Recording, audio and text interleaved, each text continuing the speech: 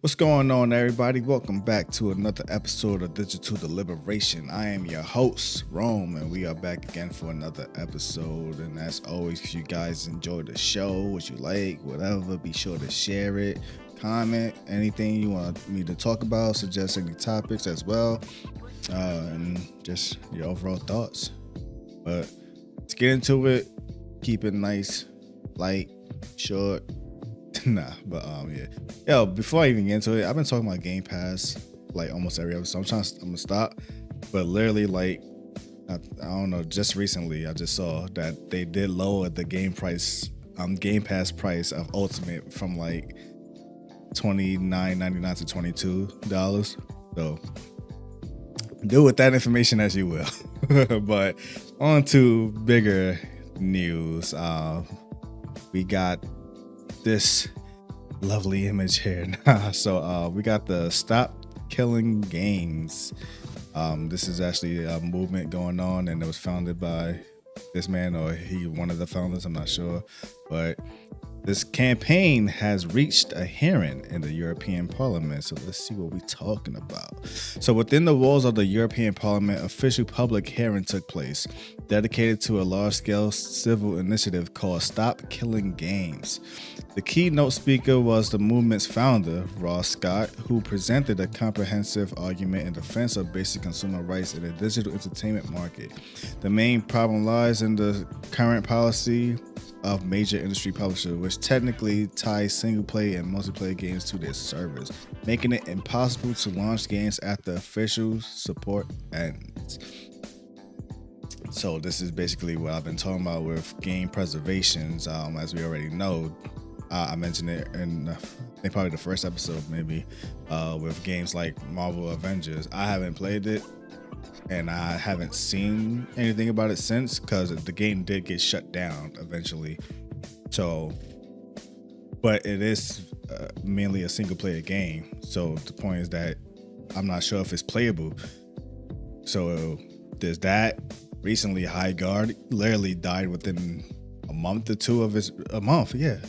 Like it only lasted a month of its release. Granted, it didn't deserve to die, but that's the whole point. Like, games come, they can go, and there's people who probably do enjoy these games. Just because the mass majority don't like these games doesn't mean like there's not a good group of people, especially you purchased the game, such as Marvel Avengers. Like, that was a physical game you can buy, but it was a live service game.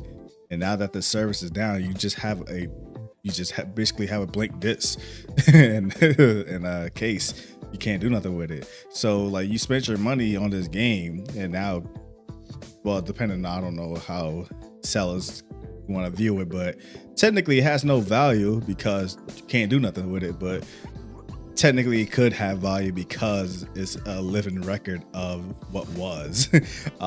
So deal with that. I don't know. Update for the GTA, not the GTA, but Rockstar leagues. Them boys pretty much, well, first off, Rockstar, obviously they're like, yo, we ain't paying you nothing. So they made good on their promise and leaked some information. What people thought they were going to leak was probably some GTA 6 stuff, but they just released the financial stuff of what's been going on. And this goes into what I was talking about last time, about why we haven't gotten a GTA 6 as sooner as we should have, because of this. You can see how much money these dudes are making off of GTA 5. And people using microtransactions. So GTA Online right now per week, PS5, these dudes are making $4 million.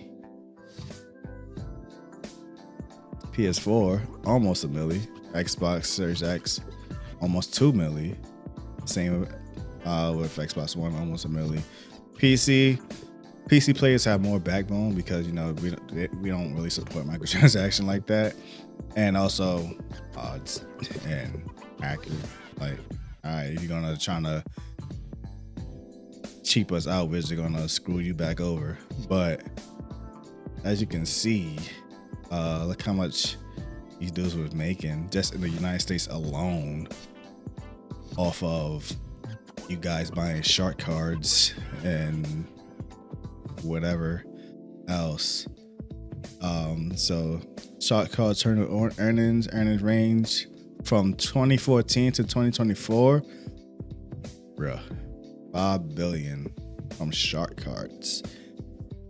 Why do we need to make another game when we're making $5 billion from 2014 to 2024?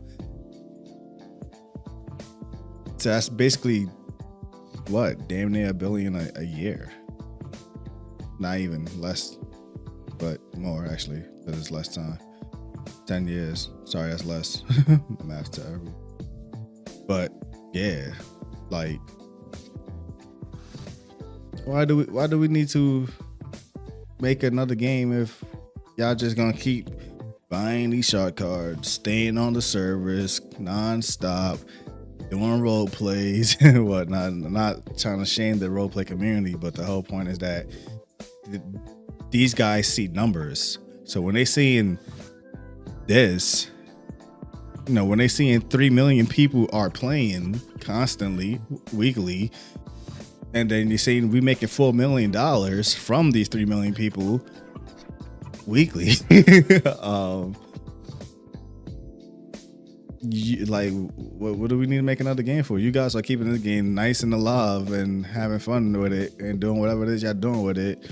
And then not only that, it's because of that, games like Red Dead, they show Red Dead Online. Red Dead got the shaft because they barely put out any like extra content since the release of the game.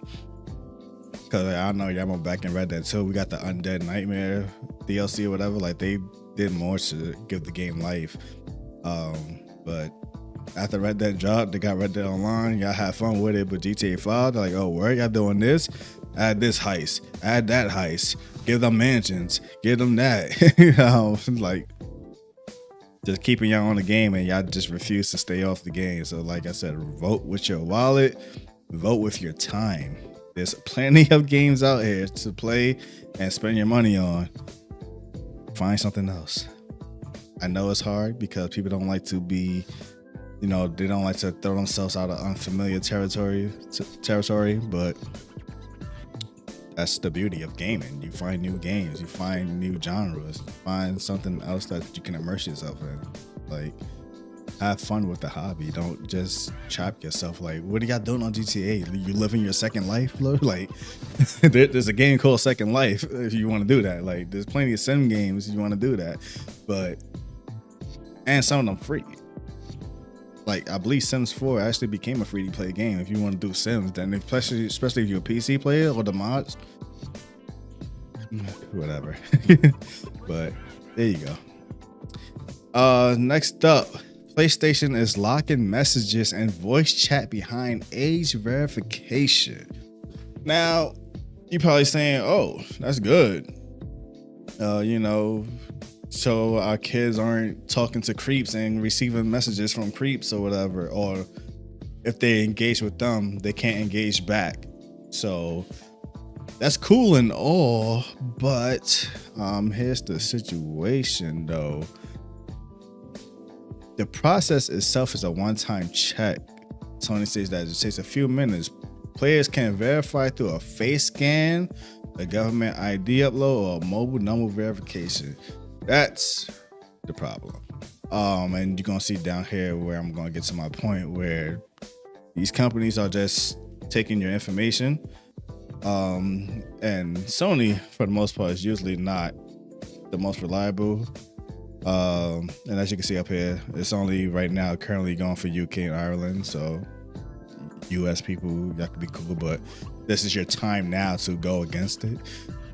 So stop uploading your information, because like I said, y'all remember back in the PS3 era, Sony was constantly getting hacked.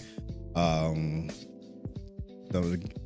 that's all your government ID, all your stuff is now on whoever hacks it, or if they just selling your data out, whatever. Now, as they showing here, PlayStation isn't the first platform to head in this direction.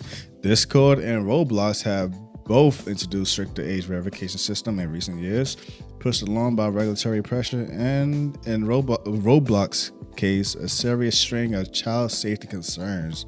Because if y'all know, Roblox is pretty much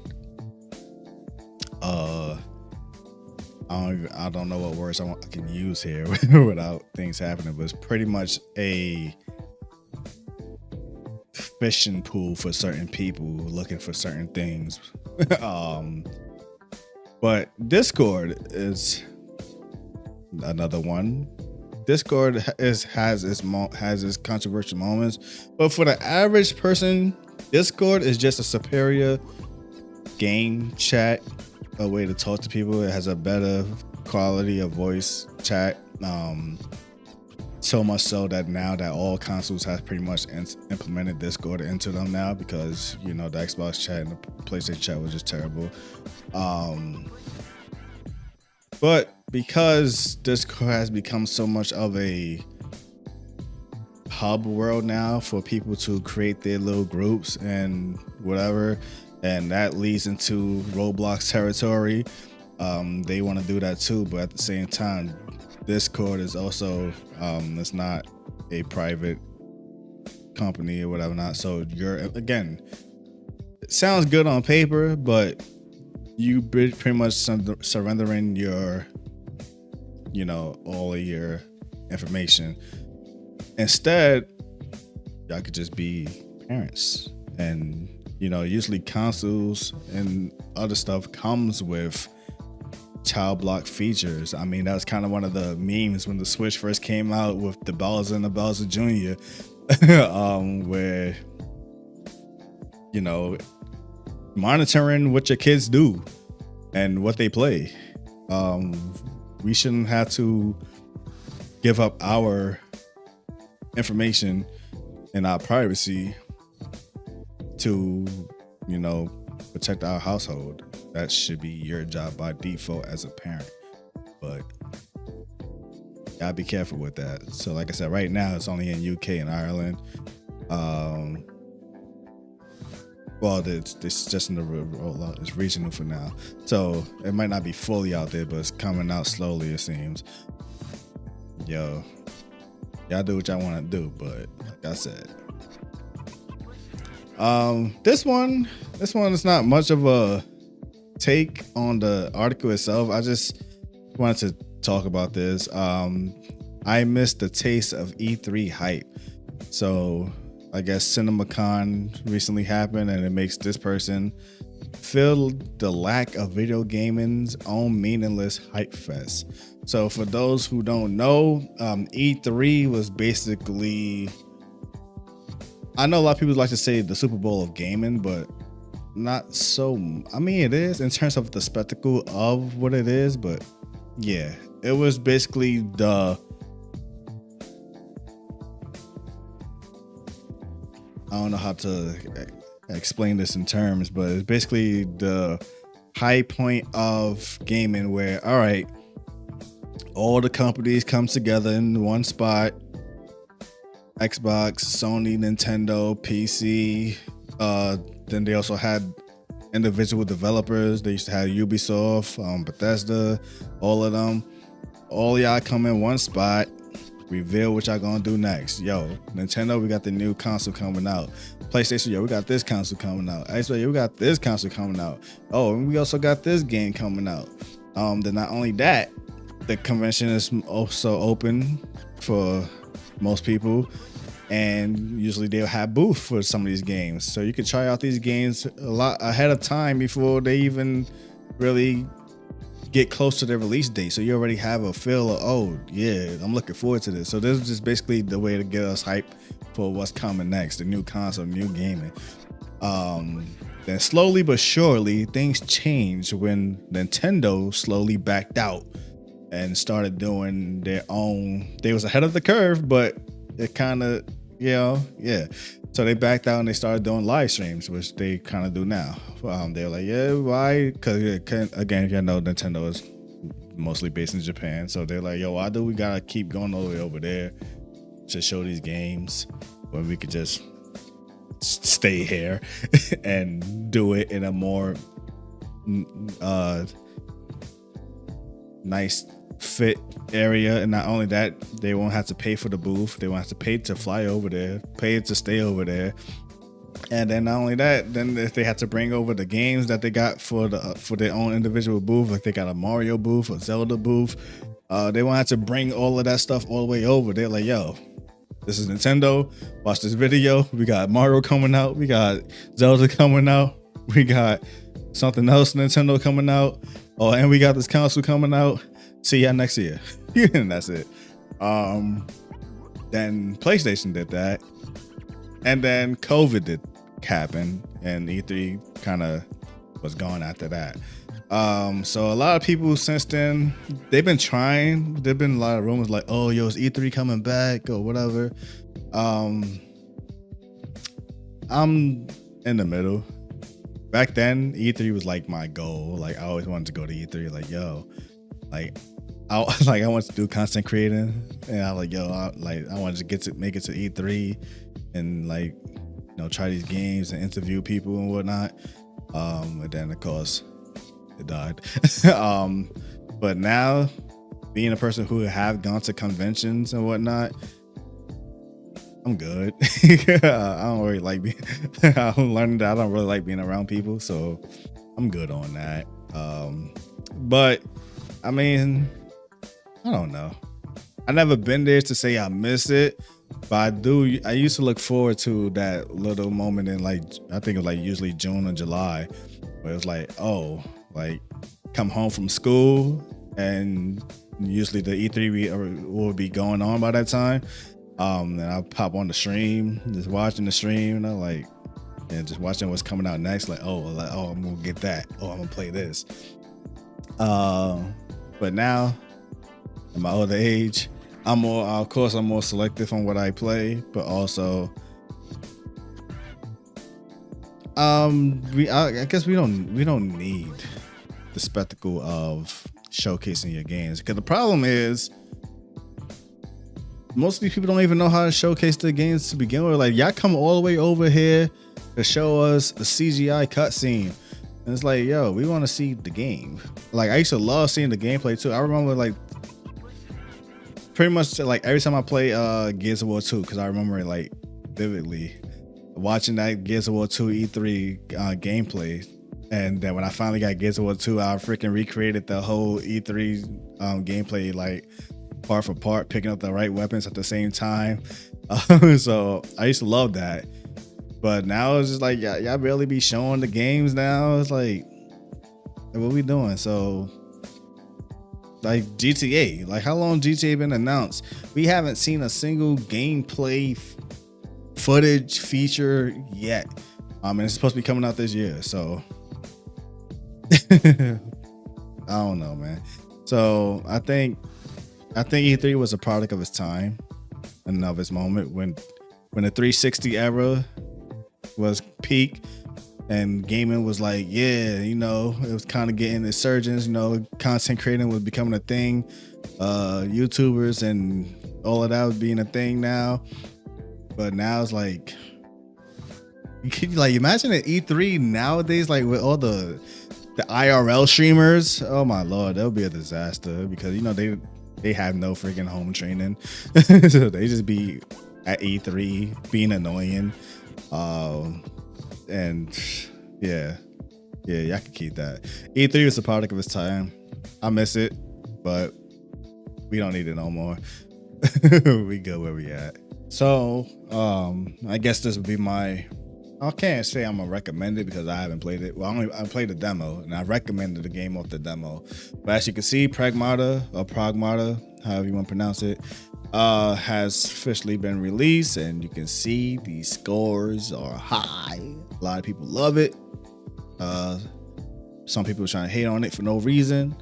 And people think that there's a propaganda going on, that they're trying to make people start families because of how adorable the dynamic between these two are. So the game is out, and I didn't even notice, but the game is not even $70. It's the old school $60 price, and right now on Fanatical there's a 18% discount going on. So I don't know how long that lasts. So of course this episode will upload tomorrow. So if it's still like this for my PC players who have not got it yet, here you go. Get in on this. I'm gonna most likely get it probably this weekend. But yeah. As you can also see, recently Dragon Ball Xenoverse 3 was announced. More anime game slop. No, I don't like using that word. But yeah, I mean, honestly, the only way this game can be interesting is this is a whole separate timeline. And hold on, yeah, that shit on. But but yeah, it's a whole separate not timeline, but a separate story. And just because how many times we're gonna keep doing Saiyan Saga, Cell Saga, Frieza, Buu Saga, Frieza Saga, and then now they can go to Super. They gonna like we've been there and done that with the first two Xenoverse. Like, how many times y'all want to keep doing this? So there you guys go for the hype. Anime fans who won't wake up from buying pretty much the same game over and over again with the different skin. I already said it this time. They cracked the code with fighters. At this point, almost every anime fighting game should be fighters formula, but I personally don't like tag fighting. My personal favorite game actually is Capcom vs SNK 2, which is not a tag fighter, but you can do a team, but it's always one-on-one fight. You fight till your whole team is done. I don't care for the whole tag and stuff. So the arena fighter, it was cool. It had its moment when the first two Storms came out, Tenkaichi, the original Tenkaichis, but after that, you could see that some games don't even work well with it. They tried it with One Piece. The problem is they don't know how to gauge One Piece powers to make it work well. So you had games like Burning Blood where it was just a spam fest. Then you had games like Jump Force, which was supposed to be the savior of anime gaming, and it was basically Storm with more anime. So when y'all figure out to stop making the same game over and over, y'all let me know. But unfortunately, Bandai can't stop making these games or they'll lose the Dragon Ball IP. So that's why they keep dumping out these games constantly. But there you guys go. So anyways, that's been the episode. Hope you guys enjoy it. All that good stuff. Be sure to like it, comment, whatever. Till next episode. Peace. She said she needed a rapid response, but what she needed, she ain't seen it or had it in months. She gets mad and acts rash and then lash with her tongue and snaps back. With no bag, she's packing a punch. She's so cold, snow globe, no sweater, knows better, cracking no smiles.